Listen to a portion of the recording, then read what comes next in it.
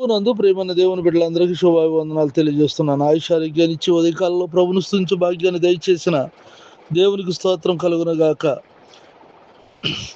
మీరు తన దారిద్ర్యం వలన ధనవంతులు కావాలని మీ నిమిత్తం దరిద్రుడు అయ్యను. 2 కొరింథీయులకు రాసిన పత్రిక 8వ అధ్యాయం 9వ వచనం.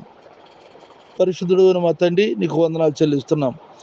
ఈ ప్రార్థనలు ఏకీవిస్తున్న నీ బిడ్డలను దీవించి ఆశీర్వదించండి.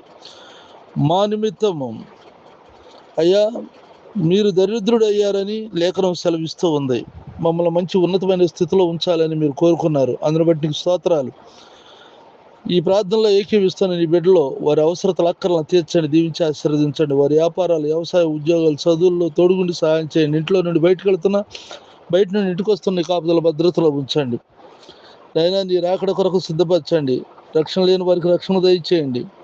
అంతేకాదు ప్రభా, అనారోగ్యం, అప్పుల బాధ, ఆర్థిక సమస్యల నుండి విడిపించండి నాయన. సంతానం లేని వారికి సంతానం దయచేయండి. వివాహం కావాల్సిన బిడ్డలకు వివాహాలు దయచేయండి. నా దేశాన్ని రక్షించండి తండ్రి. ఉద్యోగాల కొరకు ఎదురు చూస్తున్న ఈ బిడ్డలకు ఉద్యోగాలు దయచేయండి. నాతోటి సేవకులైన వారు ఆయా స్థలాలు చేస్తున్న పరిచర్యను దీవించమని యేసుక్రీస్తు పరిశుద్ధ నామములో ప్రార్థిస్తున్నాం తండ్రి, ఆమేన్. తండ్రి అయిన దేవుని దయ, ప్రభువైన యేసుక్రీస్తు వారి కృప, పరిశుద్ధాత్మ సన్నిధి నిత్యం తోడైయుండును గాక. ఆమేన్, ఆమేన్.